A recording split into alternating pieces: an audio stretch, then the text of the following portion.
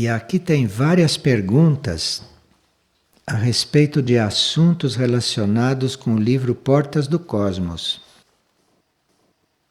Que nós precisamos do fogo imaterial e que ele provém da conjunção da mônada com as hierarquias que nos conduzem. E a pessoa está perguntando o que quer dizer isto? O que é este fogo imaterial?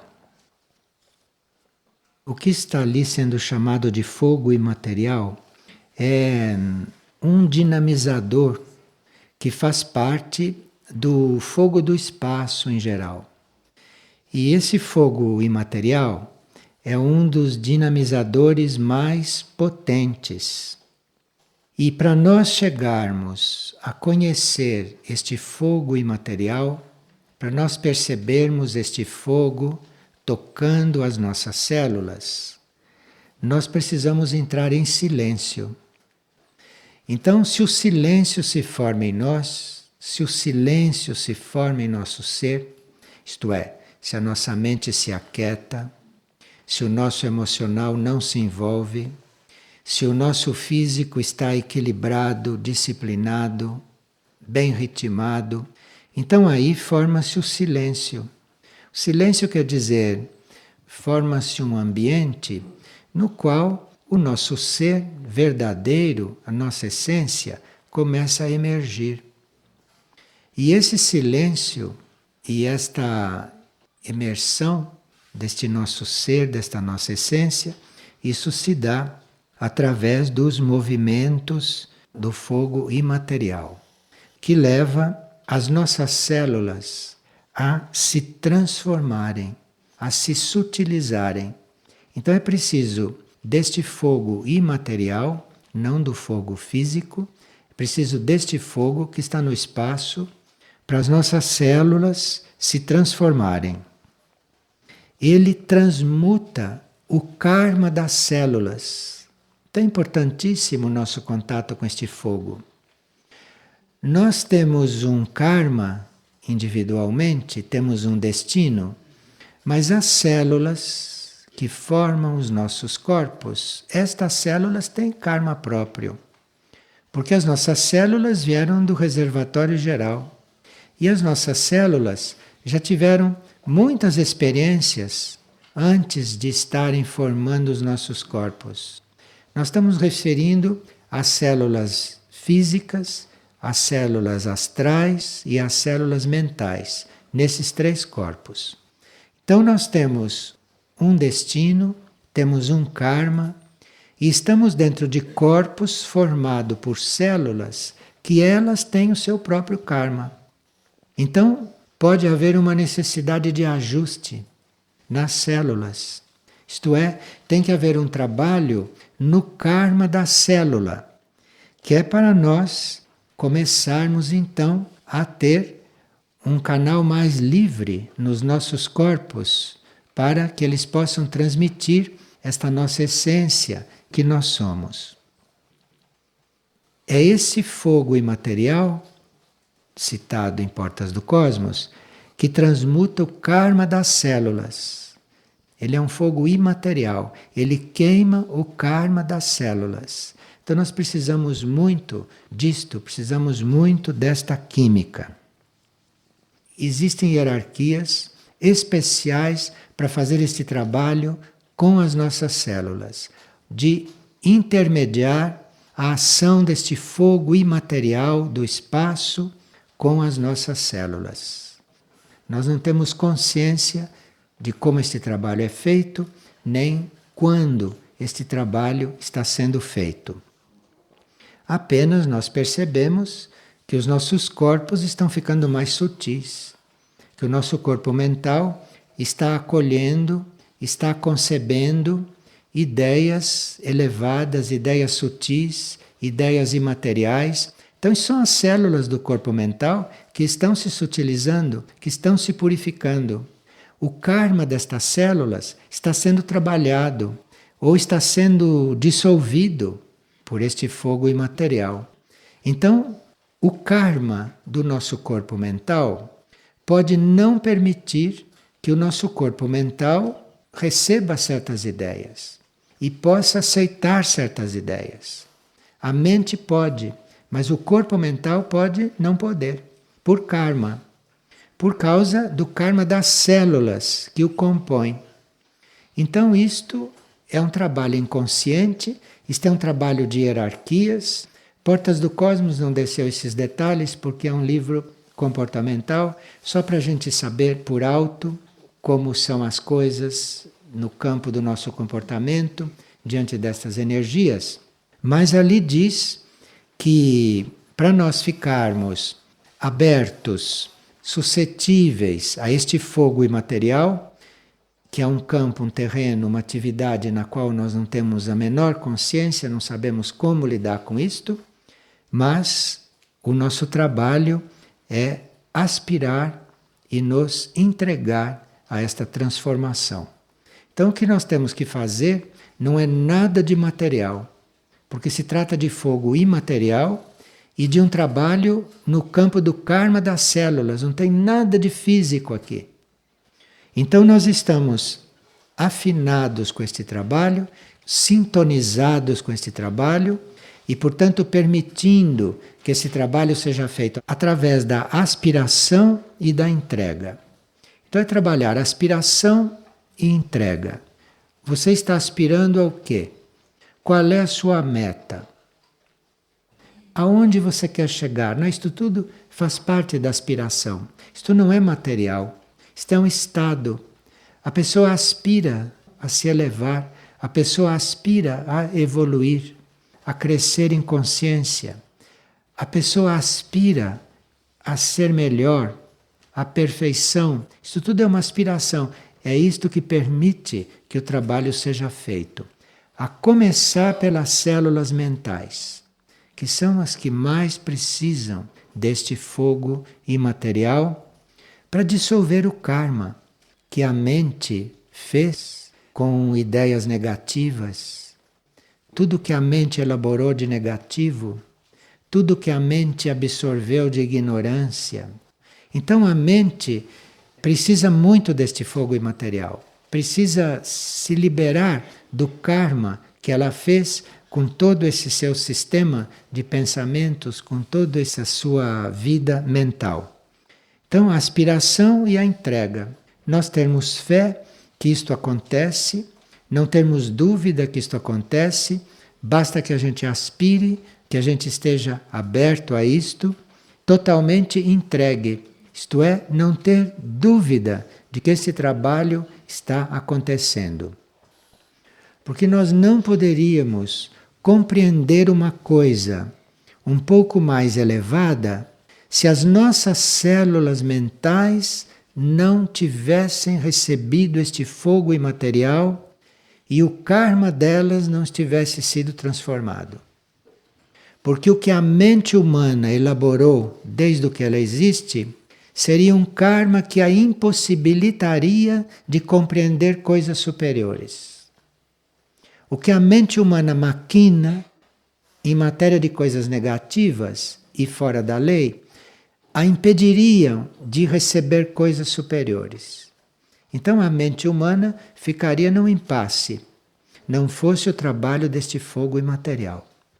E este fogo imaterial do espaço é conduzido por hierarquias específicas e nós, como mônadas, podemos captar este fogo imaterial na mônada e a mônada então passa a imprimir aqui na sua vida terrestre outros ritmos. A vida da mônada, como mônada encarnada, passa a ser uma vida transformada.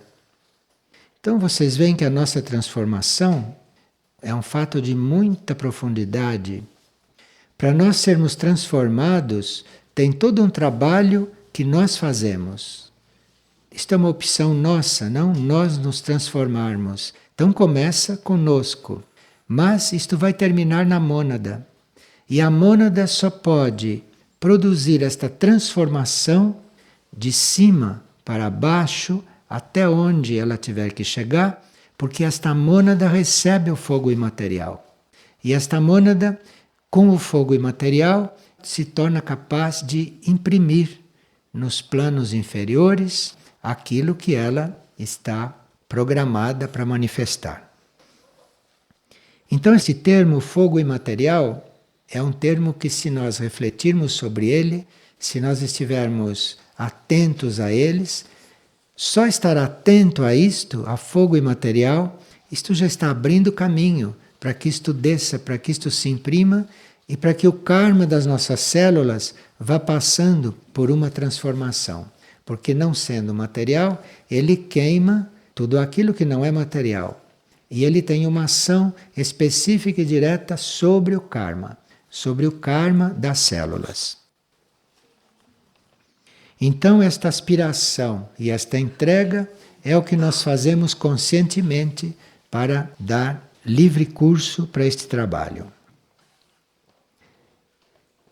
E ainda a respeito do livro Portas do Cosmos, uma pessoa está perguntando o que se quer dizer com manifestações da natureza que têm o poder de nos elevar acima de nós mesmos. Porque o livro fala disto. Isto é, para nós transcendermos os nossos estados atuais, nós precisamos nos elevar. E a natureza que tem a força disponível para que isto aconteça. Então, existe aqui um nível de transformação, existe um campo de transformação que é só com o poder da natureza que pode ser realizado. Então, você se trabalha para você se transcender, né? Você transcender você. Você se trabalha para você sair do ponto em que está. Mas para isto acontecer, além de todas as forças espirituais do seu ser, da sua mônada, da sua alma, para isto acontecer é preciso uma força da natureza. Se não vem esta força da natureza, isto não pode acontecer.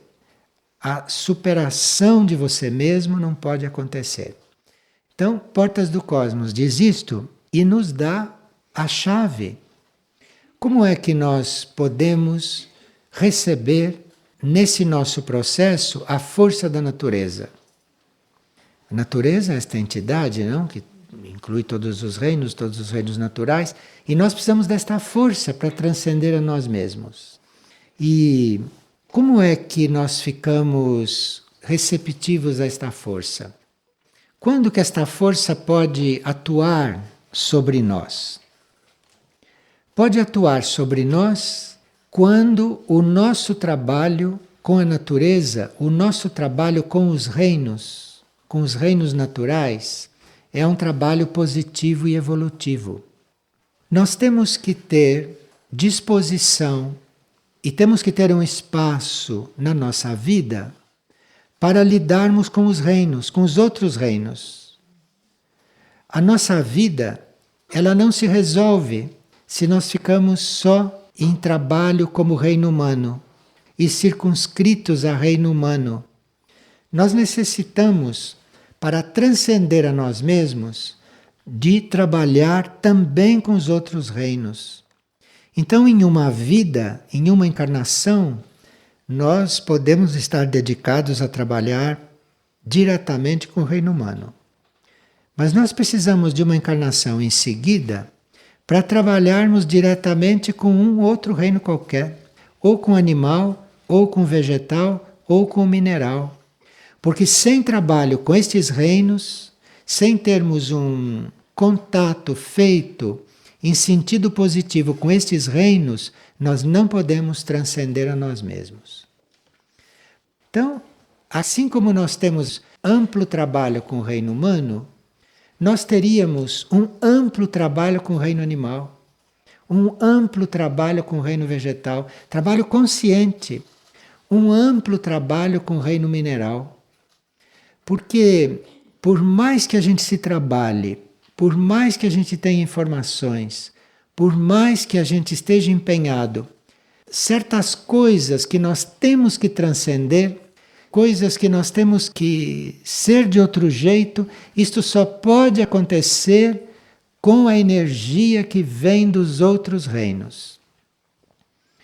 Então, esta energia que os reinos contêm, cada um deles, é esta energia que, quando vem para nós, através do serviço a eles, nos dá esta capacidade de nós transcendermos realmente o nosso ponto. Tanto assim que aquelas pessoas que têm dificuldade em transcender certos pontos dela, deveria haver um campo de trabalho muito amplo com o reino animal, com vários tipos de animais, com animais de todos os graus evolutivos, de forma que qualquer pessoa que necessite da energia do reino animal pudesse estar ali à vontade trabalhando e servindo. E assim, nós deveríamos ter uma ampla gama de espécies, de trabalhos vegetais. O plantio não é só para produzir alimento. O plantio, com P maiúsculo, é um setor no qual nós encontramos todas aquelas espécies que nós necessitamos da energia delas para que nós possamos ter esta força para transcender os nossos pontos. Tudo que nós plantamos de comestíveis, claro que é muito importante, mas certamente estarão faltando aí muitos elementos que estão em outras plantas que não são comestíveis, outros exemplares deste reino que não são comestíveis, não são ornamentais, não são para medicina, todas essas coisas utilitárias que a gente está pronto para reconhecer e fazer. Mas há exemplares do reino vegetal que a gente nem pensa em ter contato com eles e que são aqueles que têm este condimento que está faltando na energia global kármica nossa para nós transcendermos certos pontos. E o mesmo é com o reino animal e o mesmo com o reino mineral. Então, quando Portas do Cosmos diz que há manifestações da natureza que têm o poder de nos elevar acima de nós mesmos, ele está falando desta energia que os reinos contêm, que os reinos trabalham, que o reino humano não trabalha, que o reino humano não contém, e que para ele poder dispor, ele precisa estar servindo algum reino. Ele precisa estar em contato espiritual, evolutivo com algum reino, dependendo do tipo de energia que ele precisa naquele momento. Estar consciente nesse trabalho, o amor não bastaria? Se o indivíduo tem o amor vivo nele, isto tudo vai acontecendo na vida dele naturalmente. Se alguém realmente vive o amor, se ele precisa de um contato deste, o amor o leva a fazer isto. E se ele tem realmente amor, ele vai aonde o amor leva. Ele não vai pensar, não quero lidar com animais, não quero lidar com vegetal, não quero lidar com mineral, compreende? O amor leva a acontecer o que tem de acontecer. Tudo isto é para a gente perceber que a vida é perfeita. É para a gente perceber que o que acontece conosco está absolutamente certo. É para isto que a gente sabe essas coisas todas. Mas na prática, na hora de viver, isto tudo acontece inconscientemente e você vai compreender depois. Então, isto tudo é para nós um dia chegarmos à compreensão de que o que acontece conosco está certo. Veja, se não foi provocado por nós, se aconteceu, seja o que for, está certo. Isto significa você estar em harmonia e em paz com estas coisas todas. Isto significa você está vivendo o que você tem que viver, você está passando pelo que tem que passar e em paz, em harmonia com isto. Porque passar pelas coisas reclamando ou passar pelas coisas achando que devia passar por outras, isto é simples, isto é o que quase todos fazem. Mas você passar por uma coisa e não ter nenhuma dúvida de que é aquilo mesmo e que não é outra coisa naquele momento, isto é muito raro. E é isto que precisa. Pois não. Como seria o trabalho com os minerais, então? Então, o amor por esse processo, o amor pelos minerais, pelo reino mineral, vai levar o indivíduo ao contato com o reino mineral no momento adequado, da forma certa e fazendo a coisa correta. Ou traz o reino mineral até ele para que este encontro se dê e para que esta atividade aconteça, esta atividade passe a ser uma realidade. Aí, no caso, o trabalho com a água, né? Você pode ter até um mineral com você e você está fazendo um trabalho com o reino mineral. Mas isto é inconsciente. Você não pode saber tudo isto racionalmente e mentalmente. Porque aqui tem coisas ocultas, aqui tem razões que são de outros planos da vida, que são de outros níveis do teu ser. Então você não pode saber tudo conscientemente. Apenas naquele momento você se sente em harmonia. Se você está fazendo um trabalho com o reino mineral, você se sente em harmonia. Eu vejo aqui, às vezes as pessoas escrevem: eu nunca me senti tão bem quando estávamos limpando aquele lago. Eu nunca me senti tão bem quando eu estava lavando as coisas, fazendo o trabalho de limpeza. Ela estava lidando com água, entende? Ela estava manejando água. Ela estava ali com o reino mineral em uma situação positiva. Isto tem uma repercussão enorme. Mas isto é improgramável. Você não pode programar isto tudo. Você tem que estar aberto, você tem que estar disponível para isto. E aí as coisas vão acontecendo. E aí precisa habilidade, precisa cuidado, para que se uma coisa se apresenta, você não rejeitar, você não recusar. Porque se você tem que ter uma relação deste nível com os reinos, as situações que vão se apresentar para você ter contato com esses reinos são inúmeras, são imprevisíveis. E Portas do Cosmos chama de nossa família interior não só os seres do reino humano que entram na nossa vida interior, ou das hierarquias do mundo interior. Mas o livro Portas do Cosmos chama também de nossa família interior os outros reinos da natureza. Então, nos livros, nós geralmente sabemos que nós somos da família humana, não? Mas em Portas do Cosmos, família interior não é só família humana. Portas do Cosmos considera todos os reinos juntos uma família. Então, quando se fala em família em Portas do Cosmos, nós estamos falando só de coisa do reino humano. Família em Portas do Cosmos, isto é, o senso de família para você entrar numa vida cósmica, numa vida maior, esta família inclui todos os reinos. E isto é muito estranho para certas pessoas que estão acostumados com o conceito de família terrestre, de família humana. Não, as formigas, as abelhas, as cobras, os leões, todos são da nossa família. Isso tudo é a mesma família. As plantas são nossa família, são todos irmãos nossos. Tudo isto é uma irmandade. Uma planta é uma nossa irmã. Um animal é um nosso irmão. Uma pedra é um nosso irmão. Nós temos que chegar a esta abertura com respeito a esta palavra. Porque esta palavra foi muito restrita, esta palavra foi muito deturpada, foi muito diminuída, porque família inclui todos os reinos.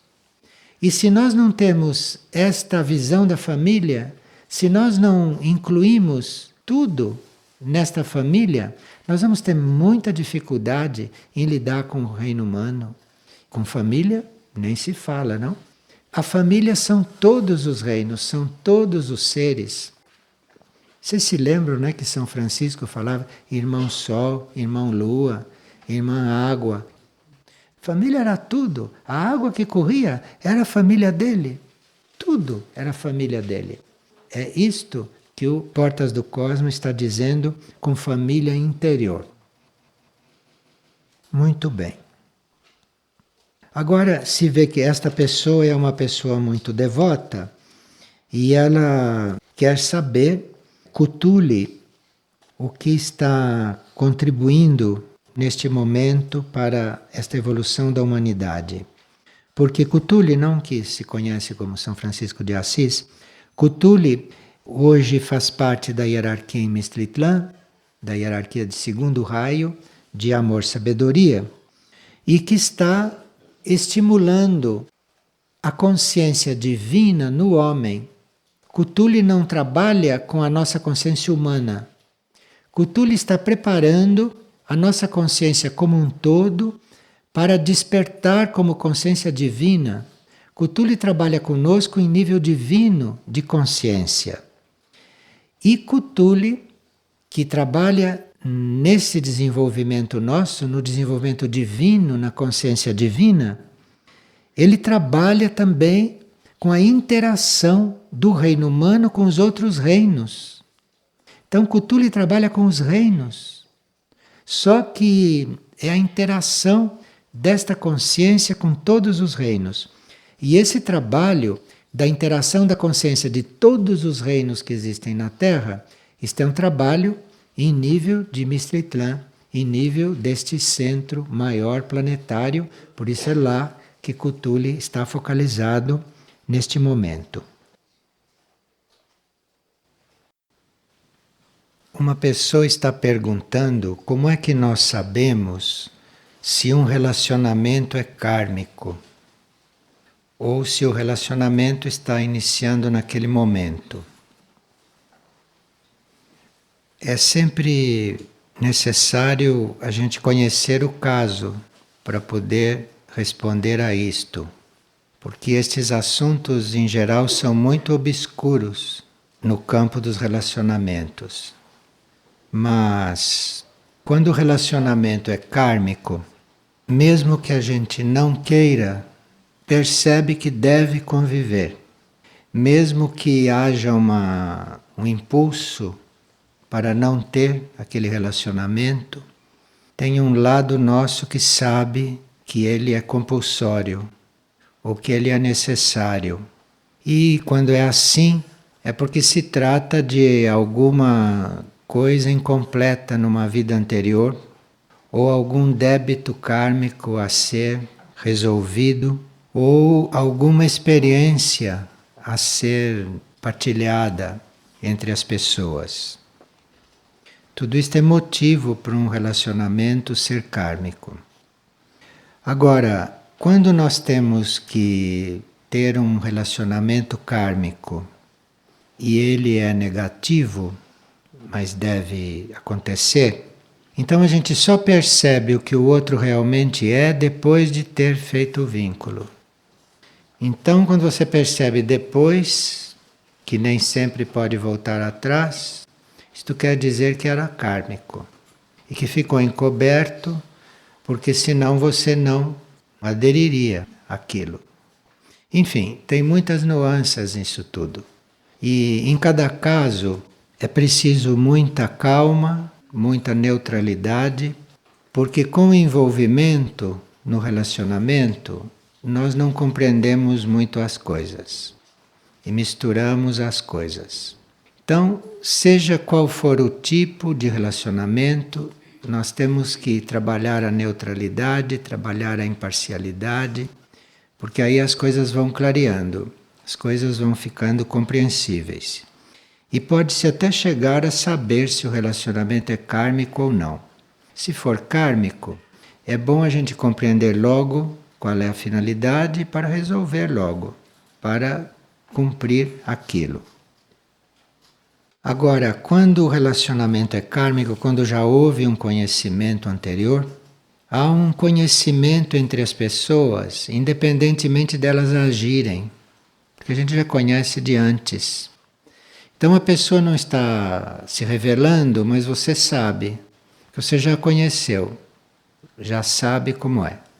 Enfim, isto é um assunto complexo e cada caso é um caso. E muitas vezes também há um reencontro kármico como prova, para ver como é que nós agimos. Se nós vamos reatar o conhecimento no ponto em que deixamos, ou se vamos optar por uma nova experiência. É uma opção que se faz naquele momento e naquela hora. Às vezes o reencontro não seria compulsório. Ele está acontecendo como prova, para ver se você repete a experiência. Se você repete a experiência, começa ali um novo processo kármico. Quando você poderia estar vivendo uma coisa nova. Então precisa ter muita calma nestas coisas, muita imparcialidade, muita impessoalidade, para a gente ir compreendendo o que fazer nessas situações. E é muito importante, quando se tem um relacionamento perante a lei do karma, é muito importante internamente nós deixarmos a pessoa livre. Nós não ficarmos retendo em nada a pessoa. Deixar sempre a pessoa livre. Fazer sempre esta oferta em tudo que se está vivendo. Isto é muito importante, porque aí, se o relacionamento é kármico, ele vai se resolvendo, não vai se complicando, e ele vai durar o que tem de durar. Porque se você não solta, se você não oferece aquilo, se você não libera a outra pessoa, mesmo quando ela está te fazendo um bem, você deve liberá-la. Isto é muito importante, para que os relacionamentos vão se resolvendo bem e a gente vai então tendo outros tipos de relacionamento. Porque há muitos tipos de relacionamento, né? Não só os kármicos. A finalidade de se resolver os relacionamentos kármicos e de nós nos liberarmos desses vínculos kármicos, isto é muito importante, porque quando nós ficamos liberados deste tipo de relacionamento, começam a acontecer na vida da gente relacionamentos para o serviço do plano, que não é como relacionamento kármico. Então, para que comecem a surgir os nossos colaboradores autênticos no serviço do plano, para que eles se aproximem, a gente reconheça e se comece a trabalhar juntos, então este é um tipo de relacionamento. E é para isto que se deve caminhar. E não a gente encontrar as pessoas e se ligar a elas para resolver problemas próprios. Mas você estar se relacionando com uma pessoa a serviço do plano, porque aqueles componentes são necessários juntos para servir ao plano, para desempenhar uma tarefa. Mas esse tipo de relacionamento, assim positivo e assim evolutivo, só pode começar a acontecer quando os relacionamentos kármicos já chegaram num certo equilíbrio e já não estão tomando mais tanto espaço na nossa vida. E uma pessoa teve um sonho na qual ela estava numa ilha deserta, e nesta ilha deserta alguém lhe disse que ela corria perigo. Se nós nos encontramos numa ilha deserta em um sonho, isto pode estar indicando uma nossa tendência ao isolamento, uma tendência nossa de querer se isolar. E esta pessoa que no sonho chegou e disse que estava correndo perigo, era um lado da pessoa, um outro lado da pessoa que não tem esta tendência para isolamento. Então um lado da pessoa está avisando o outro lado. Então tem um lado da pessoa que não quer se isolar, mas tem outro que gosta de se isolar. E aí essas duas partes estão começando a se relacionar. Aqui uma pessoa estava caminhando com uma amiga e diante delas, isto não foi sonho não, isto foi um fato aqui no plano físico. E elas estavam caminhando e diante delas começaram a surgir algumas borboletas. Então elas se lembraram dos mantras, Kaji e Nanji, olharam para as borboletas e começaram a pronunciar o mantra. E de repente começaram a aparecer muitas borboletas, borboletas de todos os lados, só que elas se debatiam e caíam. Evidentemente o aumento de borboletas assim de repente foi por causa da atração do mantra, dos sons do mantra. Agora, elas se debatiam e caíam porque talvez o mantra não estivesse sendo pronunciado corretamente, não estava sendo bem pronunciado. Isto é, não estava sendo entoado na atitude correta. Veja, basta que a gente entoie um mantra para atrair borboletas, isto já não é um motivo para se cantar o mantra. Porque as borboletas não precisam ser atraídas, elas estão onde têm que estar, elas voam, são livres. Então nós estamos entoando um mantra para atrair borboletas, nós arriscamos a usar esta energia não positivamente com as borboletas. Então nós atraímos artificialmente as borboletas e as que chegaram atraídas não tinham estrutura suficiente para estar em contato com aqueles sons. Qual é o sentido da ansiedade na nossa vida? Bom, a ansiedade pode ter várias origens, não? Mas, de uma certa forma, existe uma força de propulsão em nós, existe um ímpeto que está sempre agindo em nós, e esse ímpeto, esta força de propulsão, pode não ser compreendida corretamente ou pode não ser bem assimilada. Então, estamos com aquele impulso sempre pronto para desencadear, sempre pronto para agir, e não sabemos compreender bem isso, misturamos um pouco isto com as nossas forças humanas e ficamos ansiosos. Então aí precisamos tratar disto. E precisamos examinar que tipo de impulso está atrás desta ansiedade. Porque a ansiedade em si não é sadia. Mas o que está atrás da ansiedade pode ser um impulso muito legítimo do ser interno e que não está sendo compreendido ou não está sendo bem regulado dentro dos corpos. Se alguém tem ansiedade, uma forma de cuidar disto é fazer uma pergunta mesmo internamente. O que ela deve fazer? Qual é a sua tarefa? No campo da realização. Porque aí pode emergir uma sugestão, pode emergir um sinal correto para que aquela força que está por trás da ansiedade seja vista positivamente e canalizada para uma direção correta. Mas isto precisa perguntar dentro, isto precisa vir uma solução de dentro, porque os corpos que já estão habituados com essa má interpretação deste impulso podem estar debilitados. Então aí precisa que junto com a instrução venha alguma indicação de como se tratar disto. Mas em geral, nós observamos que uma pessoa ansiosa, se ela encontra a sua verdadeira tarefa e se ela canaliza aquilo para a realização da tarefa, gradualmente a situação vai se normalizando, a situação vai se ajustando. E que tipo de energia é trabalhada no labirinto? Caminhando ali no labirinto, nós estamos fazendo uma oferta de cumprir a nossa vida kármica, de fazer o caminho que temos que fazer.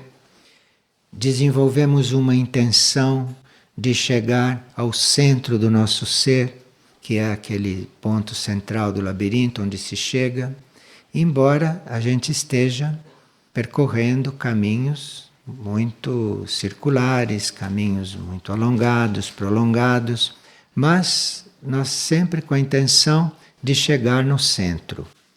E isto vai também nos ajudando subjetivamente, inconscientemente, a fazermos uma ordenação kármica.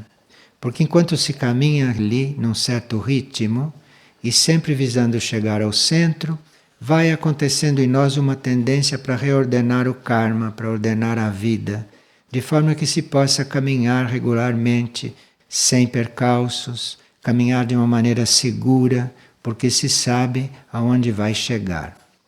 Mas estas coisas são muito subjetivas e para cada indivíduo pode fazer um efeito ou pode ter um sentido. E a mesma pessoa pergunta qual é o significado simbólico do sono nos bancos ao ar livre, nos bancos de pedra. E qual é o benefício que aquilo pode trazer? Bom, o significado simbólico é uma comunhão com o infinito. Como se entre nós e o infinito não houvesse tetos, telhados, obstáculos, não, mas que a gente adormecesse, que a gente ficasse adormecido, que quando nós adormecemos os corpos saem do físico, os corpos vão fazer a sua experiência, o seu percurso, e ali é uma oferta para que esses corpos não tenham nenhum obstáculo, que esses corpos estejam em contato direto com o infinito, e nós também com a nossa consciência. Agora, o benefício pode ser em vários níveis, dependendo do quanto esse exercício foi bem feito, dependendo do quanto efetivo foi o sono e dependendo de o sono tendo sido correto e verdadeiro, da liberdade que os corpos podem ter sentido para estarem ali em contato com aquilo que nós estamos ofertando a eles.